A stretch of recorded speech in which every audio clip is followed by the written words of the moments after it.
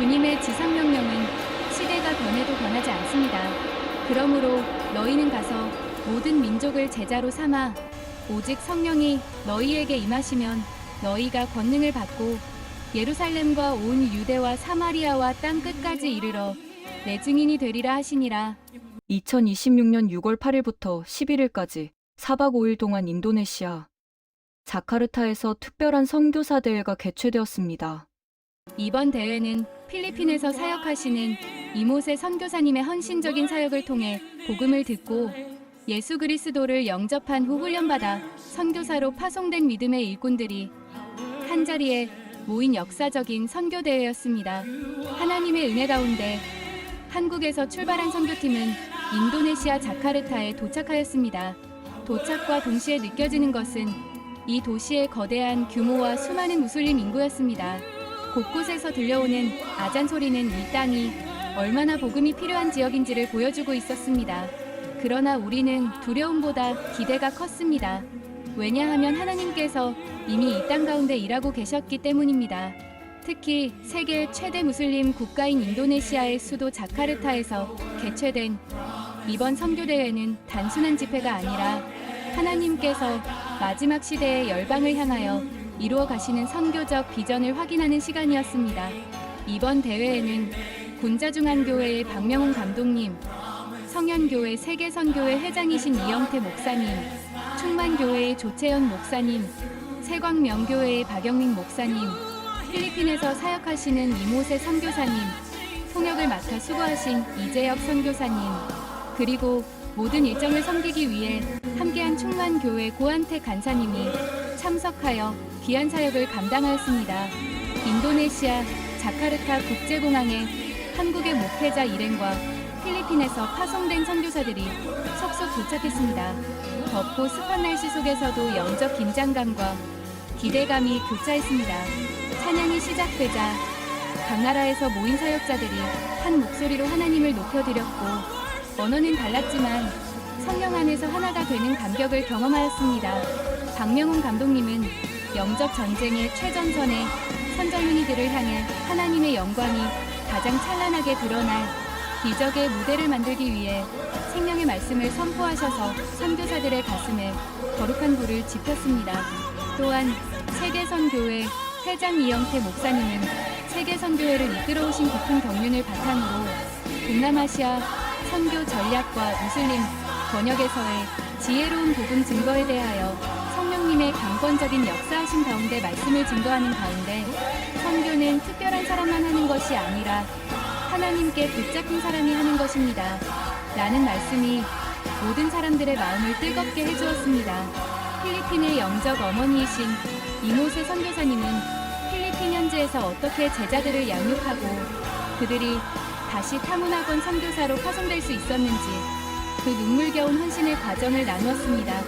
이 선교사님을 통해 교육받고 세워진 현지 선교사들이 단상에 올라와 생생한 현장 간증을 전할 때 장례에는 깊은 감동의 눈물이 흘렀습니다. 이는 하나를 미랄이 맺은 수천 배의 결실을 눈으로 확인하는 시간이었습니다. 특별히 감동적이었던 것은 무슬림 배경을 가진 사람들이 예수님을 만나 변화된 이야기였습니다. 어떤 이는 가족의 반대를 이겨내고 복음을 선택하였고 어떤 이는 핍박 속에서도 신앙을 지켜내며 교회를 개척하고 있었습니다. 이들의 간증은 우리에게 초대교회의 신앙을 떠올리게 하였습니다. 사도행전의 역사는 오늘도 계속되고 있었습니다. 충만교회 조채연 목사님의 강력한 말씀 선포로 뜨겁게 달아올랐습니다. 목사님은 사역에 지치고 상처 입은 선교사들의 심령을 위로하는 동시에 다시 복음의 신발끈을 고쳐 매도록 강력하게 도전하셨습니다. 시간 이어진 간절한 통성기도와 자카르타를 진동케 하는 젊은이들의 열정의 찬양은 무슬림 땅의 결박을 끊어내는 강력한 영적, 선포와 하나님의 역사하심을 체험하는 능력의 시간이었습니다.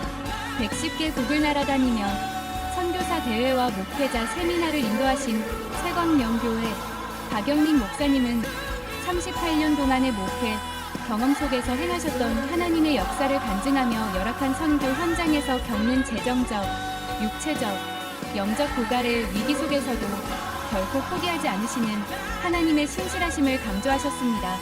사역자들은 말씀 앞에 엎드려 자신의 연약함을 고백하고 새 힘을 공급받았습니다. 국가별로 참석한 믿음의 청년들은 새벽 시간마다 울리는 이슬람의 아잔 소리를 무시하듯 조를 나누어 자카르타 시내의 중심부에 있는 선교센터에서 1시간 이상 돌며 기도하는 모습은 야곱이 잠들었을 때 사다리를 오르락내리락 하던 천사들의 모습과도 같았습니다. 참여한 젊은 청년들과 선교사님들은 굳게 닫힌 현지인들의 마음 문이 열리고 이 땅의 우상 숭배가 무너지며 예수 그리스도의 십자가가 온전히 세워지기를 뜨거운 눈물로 기도했습니다. 인도네시아 자카르타에서 열린 이번 선교사 대회는 단순한 행사가 아니라 영적 대각성 운동의 진원지였습니다. 하나님께서 열방 가운데 일하시는 살아있는 현장이었습니다. 무슬림이 다수를 이루는 땅에서도 복음은 살아있었고 예수 그리스도의 십자가는 여전히 사람들을 변화시키고 있었습니다.